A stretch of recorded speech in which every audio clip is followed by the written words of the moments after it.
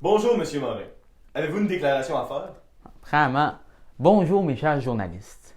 Et je vous souhaite une bien belle journée. Là, écoutez-moi bien. OK? Le Parti québécois, s'il accède au pouvoir, vous prenez de tenir un référendum sur la souveraineté du Québec. Comme dirait un certain Charles de Gaulle, vive le Québec libre et c'est ça qu'on veut réaliser. Salut, bonsoir!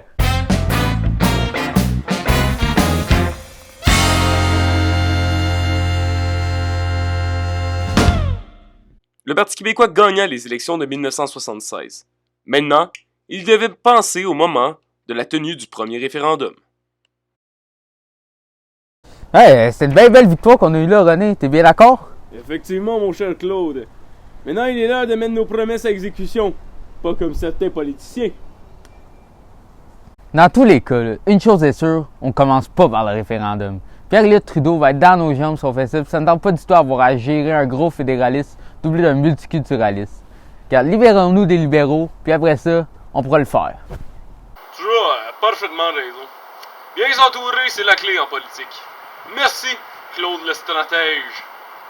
Une bonne poussée à la souveraineté! Ils ont dû attendre quelques années avant de voir enfin Pierre-Éliott Trudeau dégager du gouvernement fédéral. C'était en 1979. C'est une défaite pour le Parti libéral, surtout en sachant que les Québécois ont encore voté pour lui. Mais c'est comme ça que fonctionne la démocratie, c'est la vie. Maintenant, je vous annonce que je vais rester comme chef du Parti libéral du Canada parce que je suis encore jeune et j'ai encore beaucoup de choses à accomplir. Merci à mes partisans et bonne soirée. Maudits Canadiens français. Même si ma défaite n'est pas de leur faute, je vais les faire payer pour ça. Les écœurants, jusqu'à la fin de ma vie, je vais leur faire payer Octobre 70. Le 1er novembre 1979, le Parti québécois mit la première pierre à l'édifice pour la construction de son premier référendum. Les bases du projet furent mises dans un livre blanc dénommé D'égal à égal, la nouvelle entente Québec-Canada. Salut, bonjour, gens de l'Assemblée nationale. Je suis ici aujourd'hui pour parler du livre blanc sur la souveraineté association que j'ai dans mes mains. Alors, dans le fond, nous autres, on croit que le Québec peut se séparer du Canada. Nous avons l'intelligence de David et la force de Goliath pour y arriver. Mais bien sûr, l'union fait la force.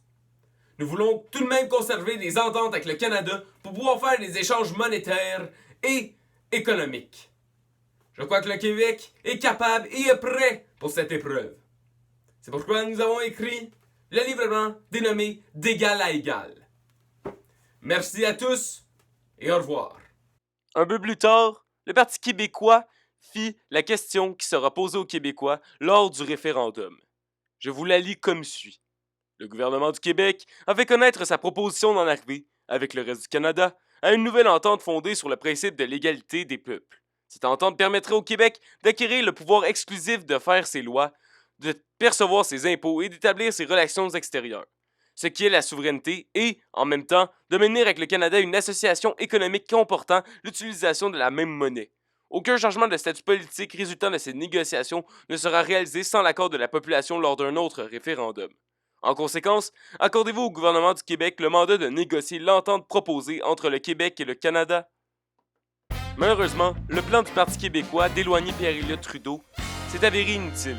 Malheureusement pour eux, il gagna les élections de 1980 contre le gouvernement minoritaire de Joe Clark. Pierre-Éliott Trudeau était alors de retour au pouvoir.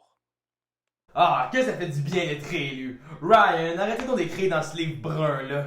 Je suis prêt, l'équipe libérale est prête, nous sommes prêts à faire face à ce référendum. J'ai un plan derrière la tête. Pierre, le livre brun est peut-être le meilleur moyen de faire pencher les Québécois en faveur du non.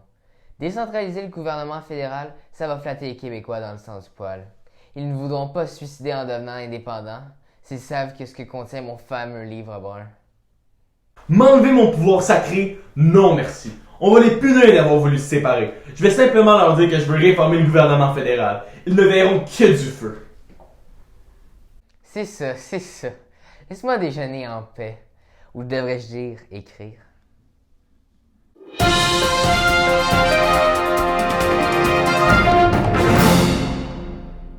Bonjour, gens du pays, mon nom est Pierre Bruno, et voici les nouvelles sur Télémétropole.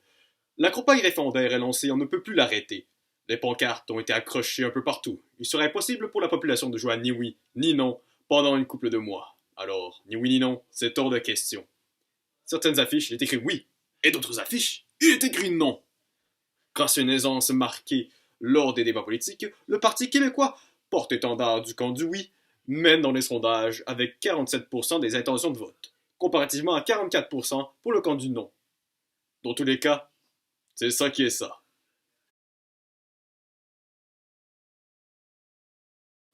Les femmes du Québec sont furieuses envers la ministre de la Condition féminine, Lise Payette, pour avoir tenu des propos offensants envers les femmes au foyer. Pauvres femmes au foyer, elles ne méritent pas ça quand même. Déjà qu'elles n'ont pas d'argent.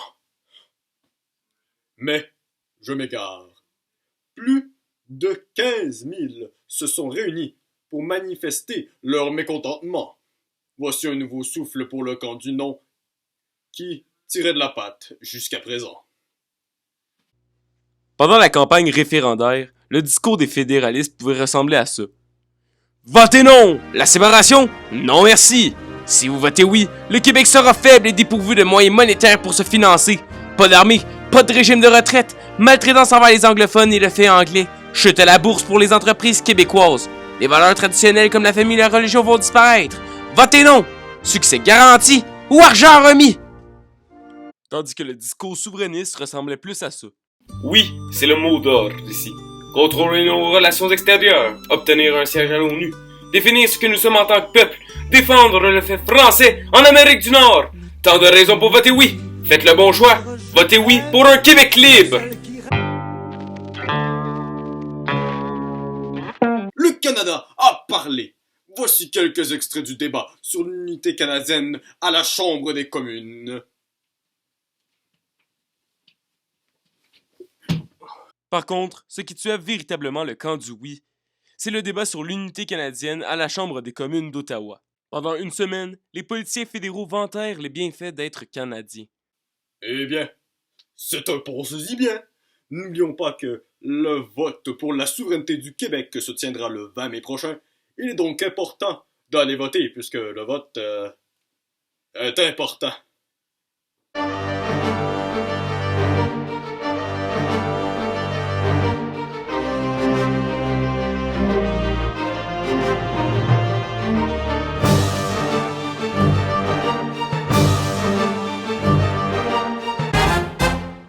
Malheureusement, le non l'emporta avec 59,56% des voix.